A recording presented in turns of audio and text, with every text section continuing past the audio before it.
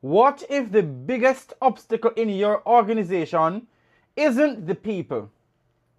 It isn't the budget or the competition, but a system everyone knows is broken and nobody is brave enough to change it. Welcome to Leadership Unscripted. So tonight we're going somewhere unusual. Very unusual if you ask me. So I want you to imagine that I've invited you into a museum. Imagine I invited you into a museum. Not a museum of art, not history. Tonight we're visiting the museum of things we still do, but nobody knows why. Come inside. The first exhibit. A weekly 2-hour meeting, everyone attends. Nobody knows why everyone attends. Half the people could have received an email, but the meeting has existed for 14 long years. So every Wednesday, meeting. Next exhibit, a form, 7 signatures required. Nobody knows why. Someone says, that's the process. Next exhibit, a report. An employee spends 4 hours producing it every month. Nobody reads it. But if the report isn't submitted, somebody sends an email asking where it is. Next exhibit for you. A policy created because something that happened in 2009. A policy created because of something that happened 10-15 years ago. The original problem no longer exists, but the policy does.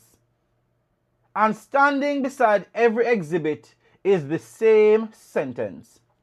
That's how we've always done it. Ladies and gentlemen, welcome to tonight's conversation.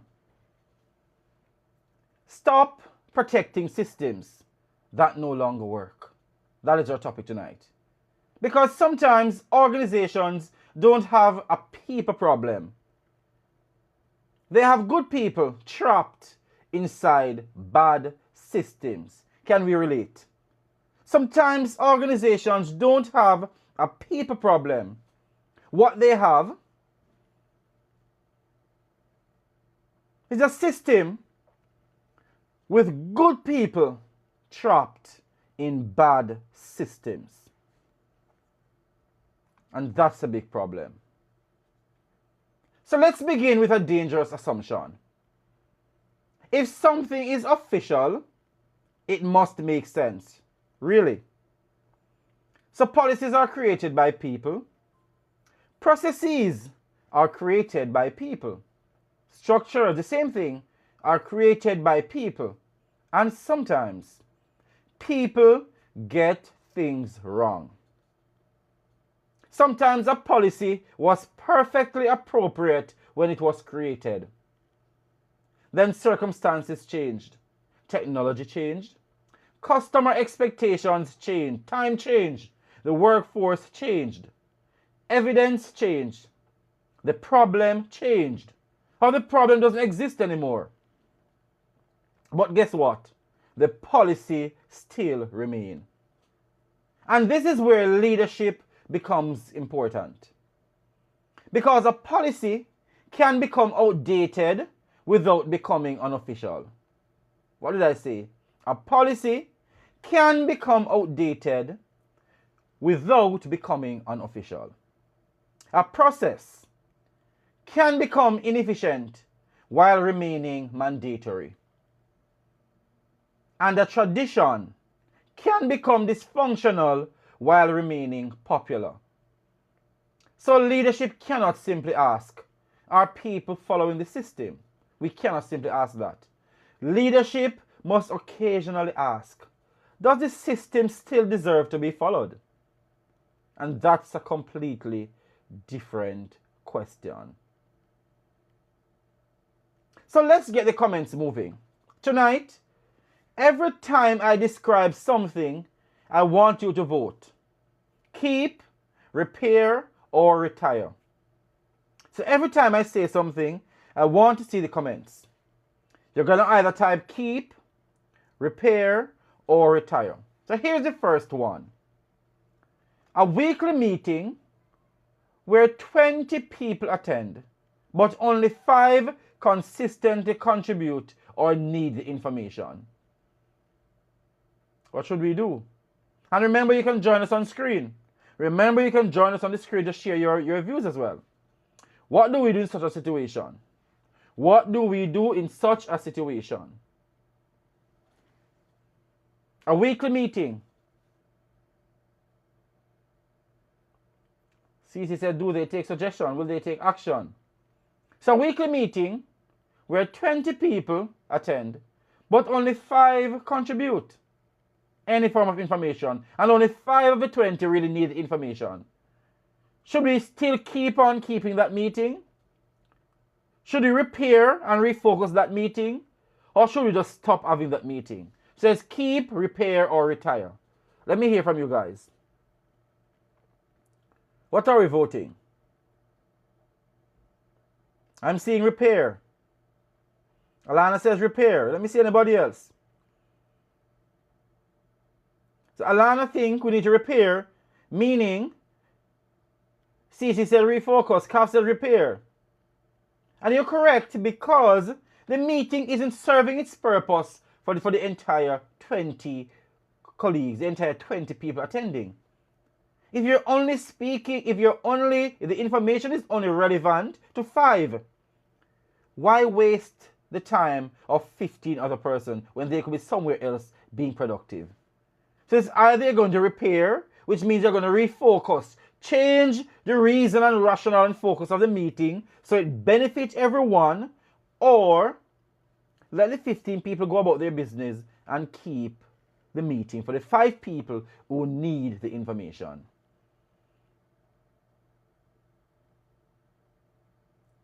So I realize that nobody says we should retire it, because maybe the meeting could build relationships. Maybe cross-team communication matters. Maybe people need shared context. But perhaps it becomes 30 minutes instead of an hour. Perhaps attendance changes. Perhaps some information becomes asynchronous. The point isn't meetings are bad. The point is, when was the last time somebody asked whether this meeting still earns the time it consumes? When was the last time someone asked whether this meeting still earns the time it consumes? So here's where inefficient systems become expensive. Organizations calculate money. That's a fact. They don't always calculate friction. So let's say 10 employees attend an unnecessary 2-hour meeting every week. That's 20 staff hours every week. Over approximately 48 working weeks, that's 960 wasted hours. And somebody says, but the meeting doesn't cost anything. Of course it does. Of course it does. Time is a resource. And people don't usually think that or appreciate that people time is a resource. Attention is a resource. Energy is a resource. Morale is a resource.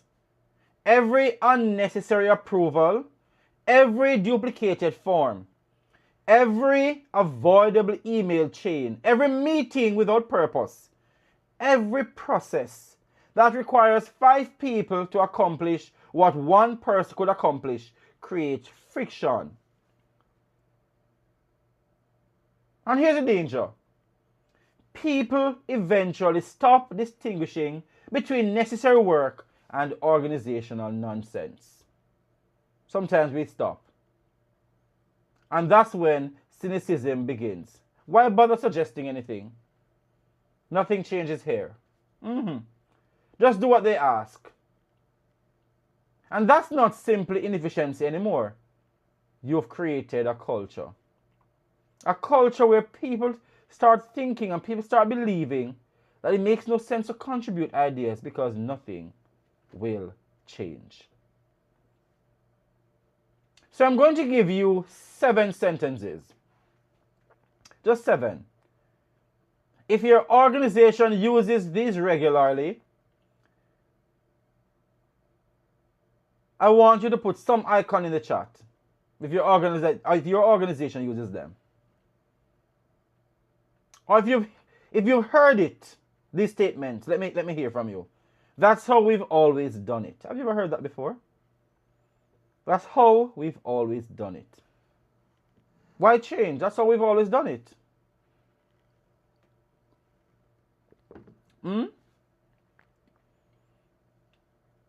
This one, head office requires it. We have to do it because head office requires it. Or the higher ups requires it, so we have to do it. Whether it makes sense or not, we have to do it.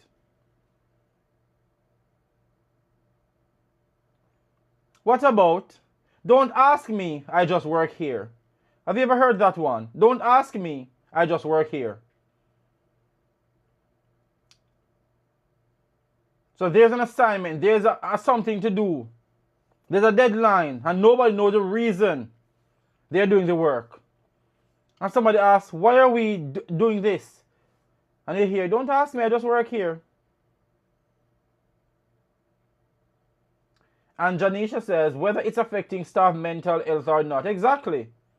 Just get it done. What about this one? We tried changing that once. There's a problem. Calf says, this one too, Calf. That's above my pay grade. That's above my pay grade. That's a good one too. That's above my pay grade. Or nobody actually reads it, but we still have to submit it. Have you heard that one? Nobody actually reads it, but we still must submit it. Have you ever heard that one? Constant. And this one, you'll understand once you've been here longer. You'll understand once you've been here long enough. You'll understand. So it doesn't make any sense. It doesn't make any sense, but you still have to do it. You're just doing it for doing it purpose. And here's my favorite. This is my favorite one. It doesn't make sense, but just do it. They'll tell you it doesn't make sense, but just do it. Just do it. Let's just do it and get it over with.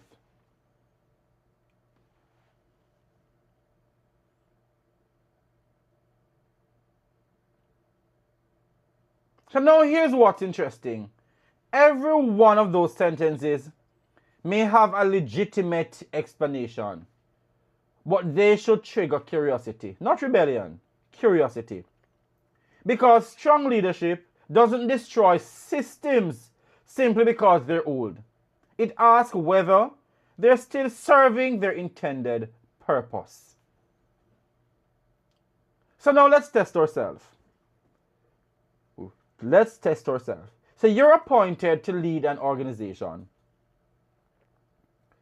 During the first month, you discover something. Whenever an employee needs to purchase an item costing more than $250, the request requires 7 separate approvals. You ask why? Nobody knows. Eventually, someone who's been there for 22 years explains. 15 years ago, there was a serious misuse of organizational funds. The 7-stage approval process was introduced afterward, and it worked. Financial irregularities dropped significantly, but 15 years later, technology has changed. Purchasing is now digital. Transactions are automatically recorded. Budget limits can be programmed into system. Audits happen electronically. Yet the 7 approvals remain. Employees tell you purchases sometimes take 3 weeks. Managers explain or complain. Customers are affected. Everybody wants you to remove the process. Easy decision, right? Not so fast. 6 months after you simplify it, another financial irregularity occurs. Now people say, we told you not to change the old system. So here's tonight's decision. What do you do initially? Are you going to keep the 7 approvals because they existed for a reason? Are you going to remove them completely because they're outdated? Are you going to identify the risk the old system was designed to control, then redesign the control using current tools? Or are you just going to leave it alone? What are you going to do? Is it A, keep the 7 approvals, the 7-step approval system? Because you're not aware of the reason it was created. B, remove them completely. C, identify the risk of the old system and redesign it so it doesn't occur. Or D, leave it alone. If it's not broken, why try to fix it? What would you do? Let me hear from you. Remember, you can join me on screen. You can join me on screen to share your views. If you don't want to type, you can join me on screen. Don't be shy. I see Alana says C. We are still feeling the impact of Adam's sin. That's why the 7 approvals still exist. Who said that, Janisha? Yeah, we're still feeling the impact of Adam. Exactly. 15 years later, one person made a mistake. The system was created. At that time, it was needed. It was crucial. And accountability is still important. But with the advent of technology, why do we still need to have 7 people signing when technology has advanced so much? So here's why I like this scenario. The mistake isn't necessarily keeping the old system, you know. And the mistake isn't necessarily changing it. The mistake is changing a system without understanding why it exists. Janisha says, we are still feeling the impact of Adam's sin. Okay, I read that already. And this is where inexperienced change leaders sometimes get themselves into trouble. They arrive saying everything here is outdated and start ripping things apart. That's not transformation, you know. You just arrive into the organization and without finding out the rationale, the reason for certain systems, you just start changing everything because to you, they're outdated, but you don't understand the rationale. And you start ripping things apart. And you think it's transformation, but it's not. That's called recklessness. So before removing old fence, find out why somebody built it. The original problem may still exist. What has changed is the best method for controlling it. Johnny, I know it all exactly. So tonight is not about old equal bad. It's about purpose before process. Find out the purpose. Find out the purpose of the policies that exist and see whether or not they need to be repaired. Do they need updating? Are they still serving their intended purpose? Some processes you have in your organization, find out. Are they still serving their intended purpose? If they were created to solve A and B, 10 years later, 5 years later, does A and B still exist? Do we need to throw it out? Do we need to update it? Do we need to revisit it? So those are things we should consider. And as leaders, we need to consider it so we are not working and operating systems with outdated policies, with outdated processes. And that's why I'm going to say purpose before process. You understand, get to understand the systems, get to understand the policies that exist, and then having gotten the understanding, then you can make the changes, and those changes will be relevant to whatever policies or processes. So here's tonight's research-informed strategy. There's a useful concept from management and process improvement thinking. So instead of assuming every existing activity deserves to continue simply because it already exists, periodically reconsider the activity from its underlying purpose. So I'm going to be adapting that principle tonight into a simple leadership exercise. And it's called the zero-based process review. Zero-based process review. That's what it's called tonight. So take one process in your organization, any process. It could be a meeting, could be a report, a policy, an approval process, a duty. So take a process in your organization, a meeting, a report, a policy, an approval process, a duty, a procedure, whatever it is. Then ask yourself these 5 questions. What is the purpose? What is the purpose? What problem was this originally designed to solve? If nobody knows, that's information. Find out before changing it. Then you're going to look for the evidence. Is that problem still present? Is the problem that the policy or procedure was created to solve or deal with, is it still present? Maybe yes, maybe no. Maybe the problem has changed. And then, after you consider the purpose and the evidence, you're going to look at the value. You're going to look at the value. What measurable value does this process currently create? Not, we've always done it. Ask yourself, what does this policy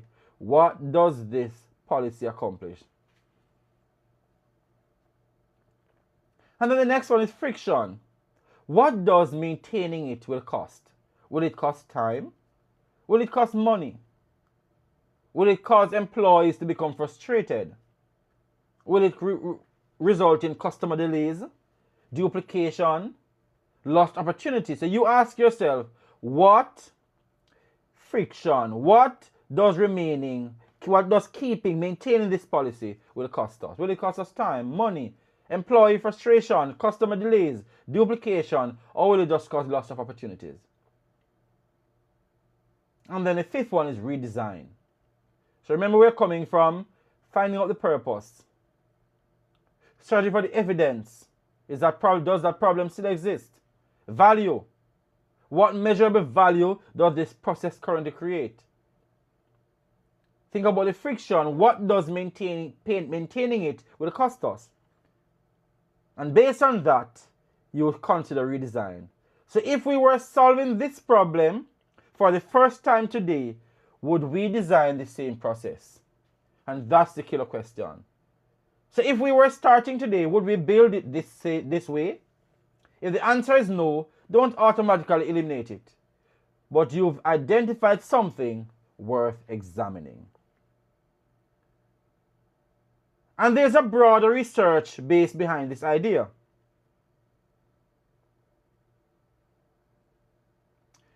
So research in the organizational changes also consistently highlights a challenge leaders sometimes underestimate. People don't resist only because they're stubborn. Resistance can come from uncertainty, loss of control, concerns about competence, previous failed initiatives, or legitimate doubts about whether the proposed change will work. And as leaders, we have to consider those things before trying to change anything. Before trying to disrupt systems, we need to consider those things. Because weak change leadership says they're resistant. Better leadership asks, what information is their resistance giving me? Maybe they're protecting tradition, but maybe They see a risk you don't see. Maybe they're afraid. But maybe your plan isn't good. Maybe they need to change. But maybe you need to listen also. And that's the intellectual discipline required for organizational change. To question yourself. So when people push back at new initiatives, don't automatically think it's resistance. Start asking why. Why are they resisting it? Why are they reluctant to adapt it? Why are they reluctant to change? And that's data you're gathering. And that's a leadership. That's a leader who has intellectual discipline. And that connects firmly with my book, The Teaching and Learning Leader. So although much of my work in this book is situated within education, the principles applies to organizations generally. Because a learning organization must be capable of examining its own practice. So think about the contradiction. We expect employees to reflect. We expect teachers to reflect. We expect professionals to develop. But sometimes the organization itself is never asked to reflect. People change, yet the systems doesn't. People attend professional development, the systems doesn't. People are told you need to innovate. Then they encounter 17 layers of bureaucracy whenever they try. So here's the truth. You cannot tell people to think differently while punishing everyone who questions existing practice. Because guess what? Innovation cannot survive in a culture where tradition automatically wins every argument. Let me go again. Innovation cannot survive in a culture where tradition wins every single argument. And this is where my next book, The Psychology of Fragility, comes in. It becomes relevant here. But it's in a different way, because fragility isn't only individuals, you know. Systems, organizations can become fragile too. A fragile organization can become overly dependent on familiar structures. And this is when change feels threatening. Questions, when people ask questions, it feels like they are disrespectful. New ideas feels dangerous.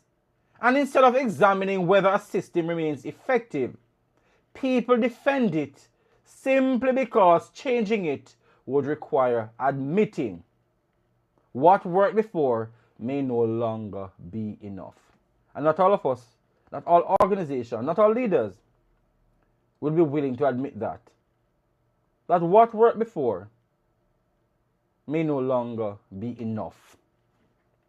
And that's difficult because organizations develop identity around process.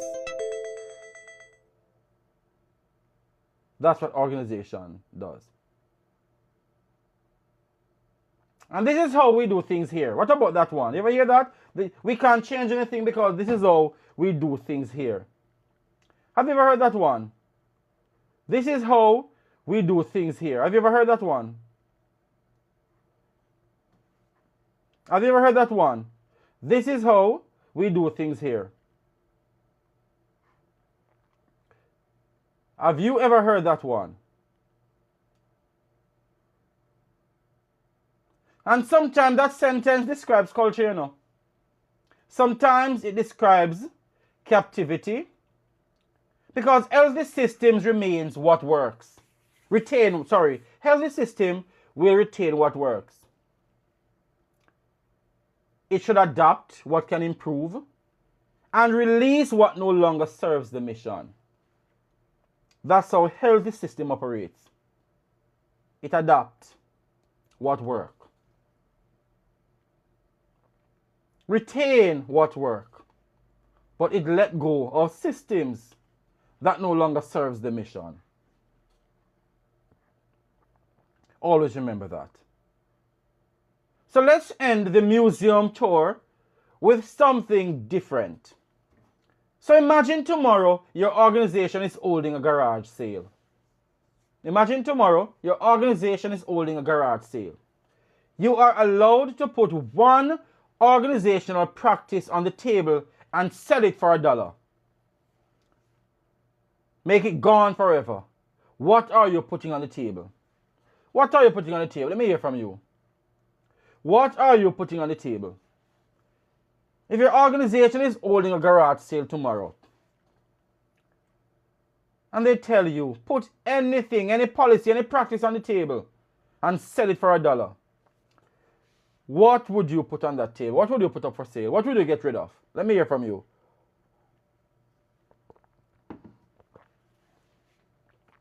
I'm sure if I have any teacher on the live, they're going to maybe say lesser plans. Because some teachers don't like to write lesser plan. Especially the lengthy ones. So what would you put on the table? If your organization is having a garage sale tomorrow morning, and they say to you, you're allowed to put one organizational practice on the table and sell it for $1, or even give it away free, what would you put on that table? What is one thing your organization does that you think they need to get rid of? What is one thing? Everybody's afraid, everybody's shy, nobody wants to talk. Nobody feels comfortable enough to say what is one thing they would put on that table and sell. CAF says the outdated dress code policy for government office. That's something, CAF, you think that needs to go. Let me hear from somebody else. What are you putting on that table? What are you putting on that table? What are you putting on that table? Anybody else? Everybody afraid? Nobody want to share? What about unnecessary meetings? What about unnecessary meetings? What about a particular report you have to do every time? What about an approval layer? What about a policy? An outdated policy? What about a communication practice that needs to change? Or some tradition that is in the organization that needs to change? What about a piece of bureaucracy? So we've only heard from CAF, outdated dress code policy in government. So I'm guessing everybody in the live is working in organizations where all the current processes and policies are actually serving their purpose. So there's nothing in your organization that you think needs to be thrown out. Alana said, I think most things I have an issue with needs repair, not full removal. There you go. So sometimes things need to be repaired. Thank you for sharing, Alana. Now here's the second part. You have to replace it. CAF said the every month executive meeting, first Tuesday every month, same issue. So you think that needs to go, CAF? So here's the second part. You have to replace it with something better. Because criticizing is easy, it's always easy. Leadership requires us to redesign. So don't just say, get rid of the meeting. Tell me what replaces the meeting. How would we repair that meeting? How would we redesign that meeting? We could say get rid of the paperwork. But you should be thinking, what control replaces it? So don't just say remove the policy. How will you manage the risk the policy was designed to address? So as leaders, great leaders, don't simply dismantle. They redesign. They refocus. They adapt. They change. They change with the time. That's what great leaders do. And that is the mindset we have to be in when when you're in leadership and we want to change processes. That's the mindset we have to be in. So I want you to take one question into your organization tomorrow. Not 20 questions, just one. So walk into your organization, look at one report, examine one procedure, consider one tradition and ask, if we didn't already do this, would we choose to start doing it today? Don't ask it disrespectfully. Don't assume the answer is no. Please don't. Don't assume the answer is no. Be curious. Maybe you'll discover absolutely this is essential or it's excellent. Now you understand its purpose better. Maybe you'll discover the purpose matters, but the process needs redesigning. And that's good. Or perhaps you'll discover nobody knows why we're still doing this. And if that's the case, leadership has work to do. So here's my final thought for tonight. Organizations rarely become inefficient overnight. Organizations rarely become inefficient overnight. They accumulate things. One report, one meeting, one approval, one policy, one reaction to one incident. One temporary procedure that somehow becomes permanent, until eventually good people spend enormous amount of energy maintaining systems nobody would intentionally design today. So leadership requires more than adding. Sometimes leadership requires subtracting. Not recklessly, not disrespectfully, not because something is old, but because leadership has a responsibility to ensure that every significant process continues serving the mission.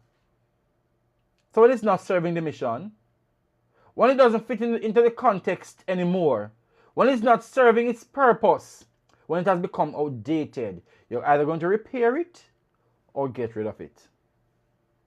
Remember, tradition deserves respect. Experience deserves a voice. Controls may exist for very good reason. The policies, the processes may exist for very good reasons. But dysfunction does not deserve permanent protection simply because it has been there for a very long time. And perhaps tomorrow, instead of asking your employee or your boss, why aren't people working harder? Ask them, what have we built around good people that is making good work harder than it needs to be? Because sometimes your organization doesn't need more motivated employees. It doesn't need another motivational speech, no. It doesn't need another committee. It definitely doesn't need another initiative.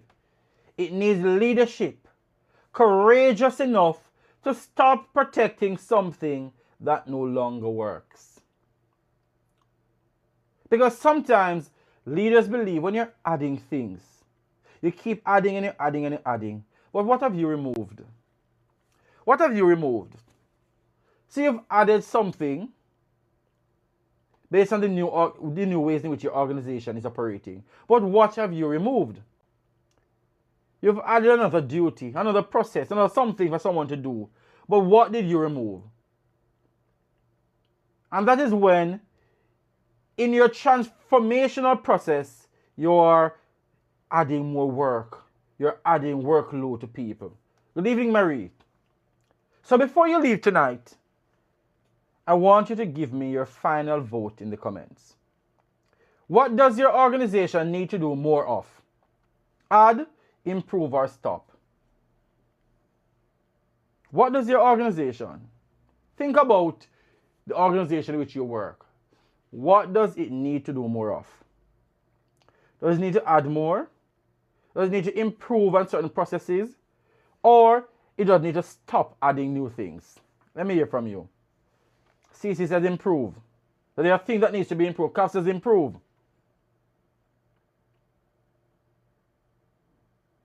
So it is good that I'm not seeing any stop. It means your organization is functional, it's working well, but there are systems that has become outdated, isn't serving the mission anymore, doesn't quite so fit into the current context. So they need some repair, they need improvement. And that's really good. So tomorrow night we'll open another leadership conversation. Until then, remember, don't preserve a process simply because it survived. Make sure it still serves. Don't preserve a process simply because it survived. Make sure it still serves. Good night, everyone, and thank you for tuning in to Leadership Unscripted.